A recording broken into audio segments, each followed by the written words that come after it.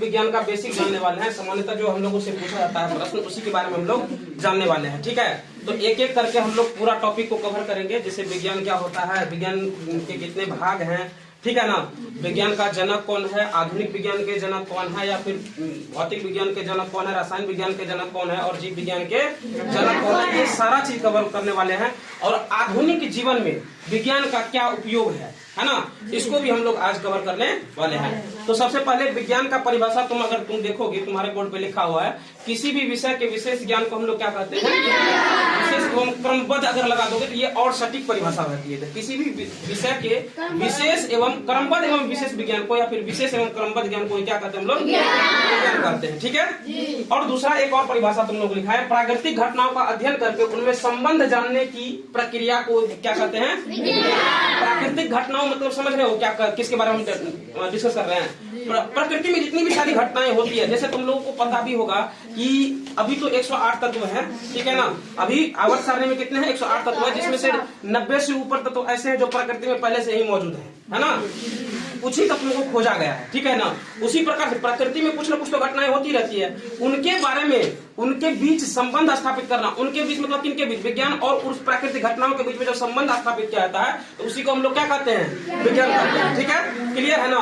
अब हम ये समझते हैं विज्ञान जो हिंदी का वर्ड है विज्ञान शब्द जो तुम पढ़ते हो, वर्षी का ज्ञ आकर न, विज्ञान जो तुम पढ़ते हो, ये विज्ञान शब्द जो है कहाँ से लिया गया है, संस्कृत से लिया गया है। कहाँ से लिया गया है, संस्कृत से लिया गया शब्द है। और इसमें क्या क्या है, ज्ञान में वी लगाया, वी उपसर्ग लगा करके इसको विज्ञान बना दिया गया है। ठीक है, जिस वी का मतलब क्या होता है, विशेष होता है ना। इसलिए हम परिभाषा भी देखो पढ़े कि किसी भी विषय के विशेष एवं क्रमबद्ध ज्ञान को ही क्या कहते हैं। तो यहाँ पे वी का मतलब क्या है, विशेष ज्ञान को प्राप्त करना। ठीक है, ये संस्कृत से लिया गया शब्द है। आगे हमने लिखे हैं कि विज्ञान के लिए प्रचलित अन्य शब्द क्या है, साइंस। एक्चुअली बेसिकली मतलब जितने भी लोग हैं सब क्या कहते हैं, साइंस कहते हैं, है ना। हम लोग को जनरली अगर भाषा यूज करना हो तो विज्ञान से ज्यादा हम लोगों को आसान लगता है साइंस बोलना, है ना। साइंस कहाँ का शब्द है, अंग्रेजी शब्द है। कहाँ का शब्द है, अंग्रेजी शब्द है, लेकिन इसको लिया कहाँ से गया है, तो इस साइंस का मूल लैटिन शब्द क्या होता है, सेंटिया से बना है, जिसका अर्थ क्या होता है, ज्ञान, जागरूकता, समझ, यही सब होता है। सेंटिया का मतलब क्या होता है, ज्ञान, जागरूकता और समझ। और ये कहाँ से लिया गया है, लैटिन से लिया गया शब्द है, साइंटिया से लिया गया शब्द है। ठीक है, साइंटिया से ही क्या बना है, साइंस बना है। और आधुनिक विज्ञान का जनक हम किसको मानते हैं, गैलीलियो मानते हैं। किसको मानते हैं, गैलीलियो मानते हैं। ठीक है, अब विज्ञान के प्रमुख अंग कौन कौन से हैं, क्योंकि अभी जन्म से नीचे हुई हो तुम लोग सब, तो विज्ञान के जो प्रमुख अंग है वो तुम लोगों को 3 ही है जो पढ़ने के लिए है। आगे जाकर के देखोगे तो जीव विज्ञान के भी और सारे पार्ट्स हैं, रसायन विज्ञान के भी और सारे पार्ट्स हैं, भौतिक विज्ञान के भी और सारे पार्ट्स हैं। लेकिन अभी तुमको मेनली पढ़ना यही 3 के बारे में पढ़ना है, भौतिकी, रसायन और जीव विज्ञान। तो भौतिक विज्ञान किसको कहते हैं, फिजिक्स को कहते हैं, है ना। रसायन विज्ञान किसको कहते हैं, इंग्लिश में उसको क्या कहते हैं हम लोग, केमिस्ट्री। और जीव विज्ञान को इंग्लिश में हम लोग क्या कहते हैं, बायोलॉजी। भौतिक विज्ञान का जनक किसको हम लोग कहते हैं, पता है, सर आइजैक न्यूटन को मानते हैं। किसको मानते हैं, सर आइजैक न्यूटन। और कहीं कहीं पर तुम देखोगे तो इसको दूसरा नाम भी तुमको मिलेगा, गैलीलियो गैलीली भी मिल जाएगा तुमको। ये जो गैलीलियो गैलीली लिखा गया है ये भी तुमको मिल जाएगा कि आधुनिक भौतिकी का मतलब भौतिकी का जनक गैलीलियो गैलीली है। लेकिन हम लोग मेनली क्या करते हैं कि सर आइजैक न्यूटन को भौतिकी का जनक माना जाता है। ठीक है, तो यह विज्ञान की वह शाखा जिसमें पदार्थ, ऊर्जा, एनर्जी और उसके आपसी संबंधों का अध्ययन किया जाता है। इसमें प्राकृतिक घटनाओं को समझने और इनके नियमों को खोजने का काम है। अब देखो, अभी हम जस्ट डिस्कस किए थे कि ये प्रकृति में जितनी भी घटनाएं होती है उनके बारे में मतलब एक दूसरे के बीच में संबंध स्थापित करना ही हम विज्ञान करते हैं। और तुम देखो भौतिकी में भी तुमको लगभग सेम टू सेम यही डेफिनेशन देखने को मिल जाता है। इसमें क्या है, पदार्थ, ऊर्जा और उसके आपसी संबंध के बारे में हम लोग क्या करते हैं, पढ़ते हैं। ठीक है, और क्या होता है कि इसमें प्राकृतिक घटनाओं को भी समझने के नियमों का नियम को खोजने का काम करते हैं। ठीक है, ये हमारा क्या है, भौतिकी है, लेकिन फिजिक्स है। फिजिक्स में हम लोग लगभग इतना है। अब बोलोगे सर इतना छोटा डेफिनेशन और सिलेबस बहुत लंबा होता है इसका, है ना। तो ये सिर्फ देखने के लिए तुमको लग रहा है कि 3-4 लाइन का डेफिनेशन हो गया है, लेकिन खत्म हो गया है। लेकिन नहीं, ये फिजिक्स बहुत लंबा प्रोसेस है। तुम अगर यहाँ से लेकर के PhD करने जाओगे ना तो भी ये खत्म नहीं होने वाला है। समझ गए ना बात को।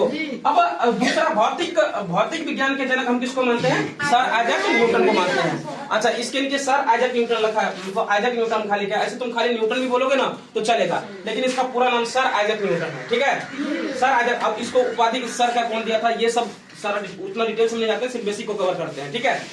तो अगला है रसायन विज्ञान, जिसको हम लोग क्या बोलते हैं, केमिस्ट्री बोलते हैं। यह विज्ञान की वह शाखा है जिसमें पदार्थों की संरचना, गुण, उनके बीच होने वाले रासायनिक परिवर्तनों का अध्ययन किया जाता है, और जैसे जल का बनना, दवाइयों का निर्माण इत्यादि। देखो ये विज्ञान की ही तो शाखा है ना, विज्ञान का ही एक भाग है। जैसे भौतिक विज्ञान का एक भाग था, रसायन भी क्या है, विज्ञान का एक भाग है। इसमें क्या करते हैं, पदार्थों की संरचना, गुण और उनमें होने वाले रासायनिक परिवर्तनों के बारे में भी अध्ययन किया जाता है। जैसे तुम देखो जल का बनना, जल कैसे बना, हम लोग क्या बोलते हैं कि जल का सूत्र होता है H2O, यानी कि हाइड्रोजन और ऑक्सीजन को मिलाकर क्या बना है, जल बना है। इसको पता कैसे करते हैं, ये तुम लोग क्लास में बता चुके हैं कि हाइड्रोजन और ऑक्सीजन कैसे पता लगेगा कि सर इसमें हाइड्रोजन है या ऑक्सीजन है। अगर हाइड्रोजन है तो कहाँ है, ऑक्सीजन है तो कहाँ है, हमको दिखता क्यों नहीं है ना। अगर परमाणु अणु तुम पढ़ोगे 9th चैप्टर में पढ़ने के लिए, तो उसमें भी डिटेल्स में ये दिया गया है, ठीक है। तो जल का बनना, दवाइयों का बनना, जितने भी दवाई बनते हैं उसमें केमिकल का उपयोग किया जाता है। तुमको पता होगा कि अधिकतर जो डॉक्टर, अच्छे डॉक्टर हैं, वो तुम्हें दवाई कम से कम इस्तेमाल करने के लिए बोलते हैं। क्यों? क्योंकि वो मतलब केमिकल से बना हुआ होता है, जो हमारे शरीर के लिए एक साइड इफेक्ट भी छोड़ के जाता है, समझ गए ना। ज्यादा दवाई का सेवन करने से बहुत सारी हानियां भी होती है हमारे शरीर को। इसलिए रासायनिक मतलब रासायनिक जितने पदार्थ हैं उनको कम से कम सेवन करने के लिए बोला जाता है। अब रासायनिक विज्ञान का जनक किसको माना जाता है, एंटनी लेवोजियर को माना जाता है। एंटनी लेवोजियर के बारे में 9th में, जो इसमें 9th में होगा उसको पढ़ा चुके हैं, बहुत डिटेल से पढ़ा चुके हैं एंटनी लेवोजियर के बारे में, ठीक है ना। ये सब क्लियर होगा, ठीक है। बाकी जितने भी लोग यहाँ पे हैं वो बेसिक समझो कि इसको रासायनिक विज्ञान का जनक किसको माना जाता है, एंटनी लेवोजियर को माना जाता है, ठीक है। अब है जीव विज्ञान, जिसको हम लोग क्या कहते हैं, बायोलॉजी कहते हैं। क्या कहते हैं, बायोलॉजी कहते हैं। तो ये विज्ञान की वह शाखा है जिसमें जीव जंतुओं और पौधों के शरीर की बनावट, कार्य प्रणाली और जीवन चक्र को समझते हैं।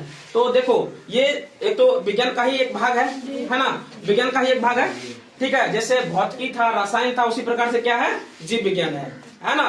तो विज्ञान का ही एक भाग है, लेकिन इसमें क्या करते हैं, जीव जंतुओं के बारे में। जीव जंतुओं में से तुम अब ये मत समझना कि सिर्फ हम पेड़ पौधों की बात कर रहे हैं या जो गाय भैंस माल बकरी ये सब इसके बारे में बात कर रहे हैं, ऐसा कुछ नहीं है। हम लोग भी हैं, तो इसके बारे में, इसके शरीर की बनावट कैसी है और उसकी कार्य प्रणाली क्या है, जीवन चक्र क्या है, इसी को समझते हैं। किसमें, बायोलॉजी में।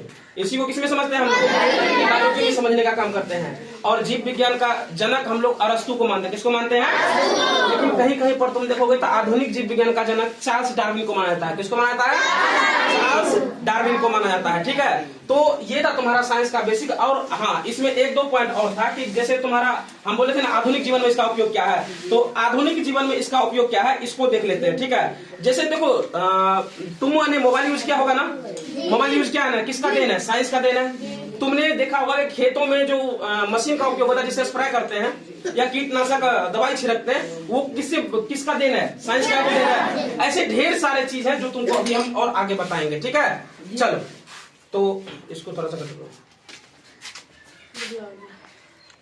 हम लोग बेसिक पढ़ लिए, रसायन विज्ञान, जीव विज्ञान और भौतिक विज्ञान क्या होता है, उसके जनक कौन कौन से हैं पढ़ लिए, ठीक है। अब हम लोग ये पढ़ते हैं कि आधुनिक जीवन में जो है दैनिक जीवन मतलब विज्ञान का जो दैनिक जीवन में उपयोग है वो कहाँ कहाँ हम लोग करते हैं। तो सबसे पहले देखो 1 नंबर पे हम क्या लिखे हैं, स्वास्थ्य के क्षेत्र में, यानी कि चिकित्सा विज्ञान, मेडिकल साइंस। तुम जितना भी वहाँ पर मशीन देखते हो, जाने के बाद कुछ न कुछ मशीन तुम्हें नजर आती होगी ना। ECG का मशीन देखा होगा, कम से कम नहीं तो जहाँ पे एक्सरे होता है वहाँ तो मशीन देखा होगा ना। वो जितनी भी मशीनें हैं वो किसकी देन है, विज्ञान। आधुनिक विज्ञान में अगर हम तुम देखोगे तो उसमें क्या है, चिकित्सा विज्ञान में मुख्य योगदान रहा है किसका, विज्ञान का, जिसको हम लोग मेडिकल साइंस भी बोलते हैं इंग्लिश में, ठीक है। दूसरा हम बोले तकनीकी और संचार, जितना भी तुम मोबाइल यूज कर रहे हो, इंटरनेट यूज कर रहे हो। अच्छा अभी तो हम लोगों को इंटरनेट कहाँ से प्राप्त होती है, एक टावर से या फाइबर केबल से प्राप्त होती है ना, प्राप्त होती है ना। कितने लोगों को पता है कि हम लोगों को जो इंटरनेट प्राप्त होती है वो टावर से प्राप्त होती है, गलत पता है। हम लोगों को जो इंटरनेट प्राप्त होती है वो फाइबर केबल से प्राप्त होती है, ठीक है। जो समुद्र के चारों ओर बिछाया गया है, पूरी पृथ्वी पर बिछाया गया है, कोई एक जगह पे बिछाया हुआ नहीं है। हर देश के पास अपने समुद्र में वो केबल लगा हुआ है, ठीक है। तो समुद्री केबल से, और जितने भी तुम आजकल देखोगे वो केबल के अलावा लोग सैटेलाइट इंटरनेट का यूज करते हैं। सैटेलाइट इंटरनेट यहाँ पर तो नहीं है, लेकिन अमेरिका ऐसे देशों में है। जैसे स्टारलिंक एक कंपनी है, वो मतलब सैटेलाइट इंटरनेट देते हैं, उनमें कोई टावर की जरूरत नहीं होती है। वो बस एक उपग्रह को छोड़ दिया और वहां से तुमको कहीं भी दुनिया के किसी भी कोने में रहोगे नेटवर्क प्राप्त होगी, जो देश उनको मंजूरी दे चुके हैं, ठीक है। तो वहां पर भी मोबाइल में, इंटरनेट में, कंप्यूटर में उपग्रह विज्ञान की देन है। ये सब में किसकी देन है? उपग्रह विज्ञान की देन है। एक तरह से देखोगे तो विज्ञान यहाँ भी मतलब बिना विज्ञान के कारण ये सब संभव नहीं है। ठीक है, अगला तुम देखोगे तो यातायात। यातायात में कहाँ जैसे जिस दूरी को हम लोग लगभग पैदल चलते 5-6 दिन में कवर करते थे, उसके बाद आई बैलगाड़ी जो हम लोगों के समय को कम कर रही थी, है ना। उसके बाद क्या आया? साइकिल आया। साइकिल के बाद क्या आया? मोटरसाइकिल आया। उसके बाद क्या आया? कार आया। कार के बाद क्या आया? टेम्पो आया। रेलगाड़ी आया। रेलगाड़ी के बाद क्या आया? जहाज आया। तो ये सारी चीजें क्या हो रही है कि हमारी समय को बचाने के लिए, हमारे समय को बचाने के लिए ही साइंस का एक अहम योगदान है इसमें, जिससे क्या हो रही है? हमारे समय की बचत हो रही है। जैसे जब मान लो कि अगर दिल्ली, यहाँ से दिल्ली जाने में अगर हमें पूरी 2 दिन की समय लगती है, तो विमान से कितने दिन की समय लगेगी? 1 दिन की भी समय नहीं लगेगी, 1 से 1.5 घंटे की समय लगेगी। 1.5 घंटे में हम लोग दिल्ली पहुंच जाएंगे। समझ गए? यहाँ पर भी किसकी योगदान है? विज्ञान की योगदान है। अगला है कृषि क्षेत्र में। कृषि क्षेत्र में देखोगे आजकल देखोगे जितने भी बीज तुमको मार्केट में मिलते हैं, वो तुमको लगता है कि वो हमको डायरेक्टली मतलब खेतों से प्राप्त किया गया बीज है, लेकिन उसमें बहुत सारे केमिकल को मिक्स किया जाता है, जिससे उनको उन्नत बीज बनाया जाता है। ठीक है। दूसरा तुम देखोगे खाद में मशीन, मतलब मशीनों द्वारा सिंचाई कर, अच्छा मशीनों द्वारा जो सिंचाई करने में पहले क्या करते लोग? ऐसे पंप करते थे और फिर जाकर के हाथ से दबा देते थे जाकर के। उससे क्या होता था लोगों को, मतलब ये जिसको ज्यादा खेती होती थी ना, उसका हाथ का ये वाला पोर्शन अकड़ जाता था, जिसके उसको बहुत दिक्कत झेलनी पड़ती थी। अब क्या आ गया? बैटरी वाला आ गया, एक बार स्विच दबाओ फिर एकदम स्प्रे करते रहो, कोई दिक्कत नहीं है ना। तो इन सब में किसका योगदान है? विज्ञान का ही, यानी साइंस का ही योगदान है। ठीक है ना। अब आगे जो हमारा टॉपिक है वो है पदार्थ, है ना। क्या है? पदार्थ हमारा टॉपिक है। इंग्लिश में तो क्या बोलते हैं हम लोग? मैटर बोलते हैं। क्या बोलते हैं?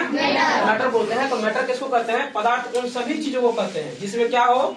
द्रव्यमान हो और जो स्थान घेरती है, उसको हम लोग क्या कहते हैं?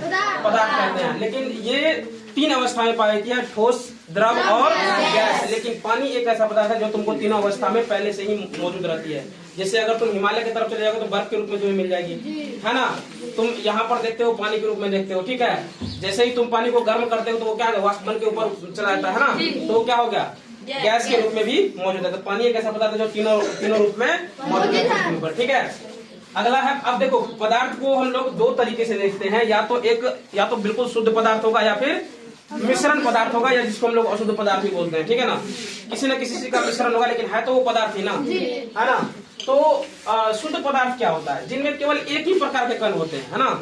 इसमें क्या होता है? एक ही प्रकार के कण होते हैं। जैसे शुद्ध जल देखोगे, बिल्कुल जो शुद्ध जल होता है उसका पीएच मान अगर तुम देखोगे 7 होता है, मतलब तो उसमें कोई भी दूसरा चीज मिला हुआ नहीं रहता है। ठीक है। सोना देखोगे, ऑक्सीजन जो सिलेंडर में भरी रहती है ऑक्सीजन, वो भी क्या होता है? शुद्ध ऑक्सीजन होता है, इसलिए पेशेंट को सीधा नक में लगाया जाता है। ठीक है। तो वो सब क्या है? शुद्ध पदार्थ है। अब अशुद्ध पदार्थ तुम देखोगे तो जिसको हम लोग मिश्रण या मिक्सचर सब्सटेंस बोलते हैं, ये क्या होता है? ऐसे पदार्थ जो 2 या 2 से अधिक पदार्थों के मिलने से बने हैं, है ना। 2 या 2 से अधिक पदार्थों के मिलने से बने होते हैं, इसको हम लोग क्या कहते हैं? अशुद्ध पदार्थ या मिक्सर सब्सटेंस बोलते हैं। ठीक है। इसमें क्या क्या आ गया? हवा आ गया, समुद्री जल आ गया और मिश्र धातु आ गया। ये सब क्या है? ये सब क्या है? सारे मिश्रण पदार्थ है। क्या है? मिश्रण पदार्थ है। ठीक है। अब उसके बाद हम लोग बनते हैं कि बल क्या होता है ना। तो बल क्या होता है? बल वह प्रभाव है जो किसी वस्तु की गति को बढ़ाने, कम करने और उसकी दिशा परिवर्तन में, उसकी दिशा बदलने में मदद करते हैं। इसी को हम लोग क्या कहते हैं? बल कहते हैं। क्या कहते हैं? और इसका ऐसा मात्रा क्या होता है? ऐसा मात्रा बल का क्या होता है? न्यूटन होता है। बल 2 तरह से हम लोग 2 तरह से देखते हैं, या तो वो संपर्क बल होगा या फिर असंपर्क बल। संपर्क बल क्या होता है? तो जब 2 वस्तुओं के बीच में जो संपर्क के कारण बल लगता है, जैसे तुम देखना कि बक्सा को एक जगह से दूसरी जगह पे मतलब ले जाना है, तो या तो धकेल के ले सकते हैं या उठा के ले सकते हैं। तो इसका मतलब क्या हुआ कि हमारे मतलब मेरे और बक्सा के बीच में संपर्क है ना, तभी तो एक जगह से दूसरी जगह लेके जा पा रहे हैं। तो ये क्या हो गया? एक संपर्क बल का अच्छा सा उदाहरण हो गया। ठीक है। और संपर्क बल क्या होता है? जिसको हम लोग नॉन कॉन्टैक्ट फोर्स कहते हैं। इसको क्या कहते हैं? वह बल जो 2 वस्तुओं के बीच बिना किसी संपर्क के कारण लगता है ना, तो उसको हम लोग क्या कहते हैं? असंपर्क बल कहते हैं। जैसे तुम लोग नल से गिरते हुए पानी को देखा होगा, कभी देखे हो नल से गिरते हुए पानी को ऊपर चला जाता है? या गेंद तुम ऊपर फेंके हो उसको देखे हो कभी ऊपर ही चला गया? नहीं होता ना। तो खैर वो है गुरुत्वाकर्षण का उदाहरण, लेकिन यहाँ पर समझो वो एक असंपर्क बल का भी उदाहरण है। ठीक है। अगला है गति, है ना। अच्छा, बल के प्रभाव को कैसे? बल का प्रभाव क्या क्या है? तो गति कम करना, गति बढ़ाना, दिशा बदलना और आकार का बदलना, ये सब किसका है? बल के प्रभाव से ये सब किया जा सकता है। जिसे तेजी से आती हुई गेंद में अगर अचानक हम हाथ या हल्का सा पैर भी लगा दे तो या तो उसकी दिशा परिवर्तित हो जाएगी या फिर उसकी गति में कोई न कोई परिवर्तन हो जाएगा, होगा ना। तो ये सब क्या है? बल के प्रभाव के कारण ही संभव होता है, ठीक है। जैसे मान लो कि एक तेजी से दौड़ते हुए बैल आ रही है, आगे में हम डंडे लेकर खड़े हो गए, क्या होगा? वो अपना दिशा बदल लेगा कि नहीं बदल लेगा, है ना। दूसरा, या फिर ये तुम देखो कि साइकिल तेजी से साइकिल आ रही है, अचानक से उसमें ब्रेक लगा दे तो क्या हो जाएगा? उसकी गति में परिवर्तन हुआ कि नहीं हुआ? तो ये सब किसके कारण संभव हुआ? बल के कारण। हाँ, तो बल का प्रभाव यही सब है। अगला है गति, जिसको हम लोग मोशन बोलते हैं। किसी वस्तु की स्थिति में समय के साथ होने वाले परिवर्तन। जब हम समय के साथ कोई भी परिवर्तन होता है उसको हम लोग क्या कहते हैं? गति कहते हैं, ठीक है। तो गति में हम लोग दिशा की बात नहीं करते हैं, क्योंकि दिशा की बात हम लोग चाल में करेंगे, ठीक है। इसमें की दिशा की बात नहीं करते हैं, ठीक है। तो और गति का सही मात्रा क्या होता है? मीटर प्रति सेकंड या किलोमीटर प्रति घंटा या मील पर आवर भी कहते हैं हम लोग, ठीक है। जब बहुत ज्यादा दूरी कवर करना हो तो उस समय हम लोग क्या यूज करते हैं? मील पर आवर। एक मील कितना घंटे में कवर किए। जैसे यहाँ से चंद्रमा की दूरी अगर मापना हो तो 100 किलोमीटर नहीं, मील पर आवर में हम ज्यादा हम लोग सेटिस्फाई होते हैं कि मील पर आवर में इसको व्यक्त किया जाए, ठीक है। और गति का अगर डेफिनेशन तुम देखोगे तो सेम तुमको लगेगा कि ये चाल का ही मतलब एकदम से फॉर्मूला है। कुल तय की गई बटे दूरी तय करने में लगा समय, यही क्या होता है? हमारा गति का सूत्र होता है, ठीक है। अभी और है आगे, अभी और हम आगे समझते हैं, लेकिन अभी के लिए इतना ही देखते हैं, ठीक है। चलो हम लोग अभी पढ़ रहे हैं डिग्री सेल्सियस टू फ़ारेनहाइट कैसे बदलते हैं। तो अगर तुमको डिग्री सेल्सियस या फ़ारेनहाइट दिया रहेगा तो उसके लिए फॉर्मूला हम लोग यूज करेंगे क्या? अगर डिग्री सेल्सियस निकालने के लिए बोलेगा तो फ़ारेनहाइट में से 32 को क्या करेंगे? माइनस कर देंगे और 5/9 से क्या करेंगे? मल्टीप्लाई कर देंगे, ठीक है। अगर फ़ारेनहाइट पूछेगा, डिग्री सेल्सियस दिया रहेगा तो क्या करेंगे? 9/5 डिग्री सेल्सियस और प्लस में क्या कर देंगे? 32 कर देंगे। इससे क्या निकल जाएगा? हमारा डिग्री सेल्सियस निकल जाएगा, सॉरी फ़ारेनहाइट निकल जाएगा। समझ में आएगा बात? अच्छा, एक एग्जांपल लेते हैं जिसमें 98.6 डिग्री फ़ारेनहाइट हम लिए हैं। इसको बोल रहा है कि डिग्री सेल्सियस में बदलो, तो डिग्री सेल्सियस में बदलने के लिए क्या करेंगे? डिग्री फ़ारेनहाइट में से 32 को माइनस कर देंगे ना, माइनस कर दिए, साथ में क्या करेंगे? 5/9 से मल्टीप्लाई कर देंगे तो कितना आ जाएगा? यहाँ पे देखो 98.6 में से 32 को माइनस करेंगे, कितना आ गया? 66.6 आ गया, इंटू 5/9। अब इसको काट के अलग कर दिए, कितना आ गया? 37 डिग्री सेल्सियस। अब थोड़ा इसी को पलट के देखते हैं तो क्या हमारा वो फॉर्मूला भी सही है या नहीं। इसी को पलट देते हैं कि 37 डिग्री सेल्सियस को आप फ़ारेनहाइट में बदलो, तो क्या करेंगे? 9/5, यहाँ पे फॉर्मूला है ना, यहाँ पे ध्यान देखो फॉर्मूला है ना, तो 9/5 इंटू 37 जोड़ 32 लिख दिया ना। अब इसको काट दो, 7.4 टर्म में कट जाएगा ना। तो अब इसको 9 इंटू 7.4 करो, कितना आएगा? 66.6 जोड़ इसमें 32 कर दो, कितना आ जाएगा? 98.6 डिग्री सेल्सियस फ़ारेनहाइट, है ना। आ गया ना। इसका मतलब ये वाला फॉर्मूला में हमारा क्या है? सही है ना। अब केल्विन से डिग्री सेल्सियस में कैसे बदलते हैं? अच्छा, ये यहाँ पे ये जो इसका उपयोग है हम लोग अक्सर बुखार मापने में करते हैं, मानव शरीर के बुखार को मापने में या फिर जितने भी चीज होते हैं उनके बुखार को मापने में करते हैं। लेकिन ये जो है ये हमेशा प्रयोगशाला में यूज किया जाता है ताप को मापने के लिए, ठीक है। जैसे केल्विन से अगर डिग्री सेल्सियस में बदलना हो तो क्या करेंगे? केल्विन को अगर डिग्री सेल्सियस में बदलना तो क्या करेंगे? 273 जोड़ देंगे। अगर डिग्री सेल्सियस में बदलना क्या करेंगे? 273 हटा देंगे, किसमें से? केल्विन में से। अगर केल्विन में बदलना तो क्या करेंगे? 273 जोड़ देंगे, किसमें? डिग्री सेल्सियस में।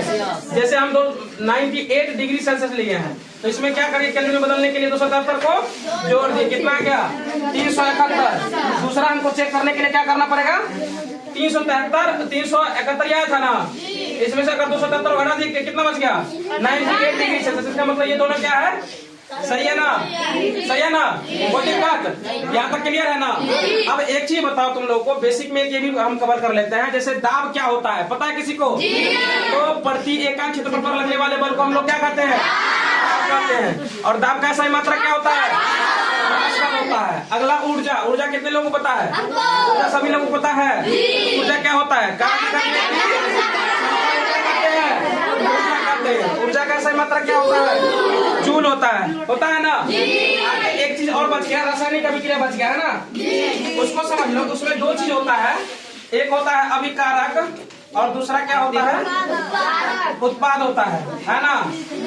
उत्पाद तो रासायनिक अभिक्रिया के फलस्वरूप जो भाग लेने वाले तत्व होते हैं उसको हम लोग क्या कहते हैं? अभिकारक।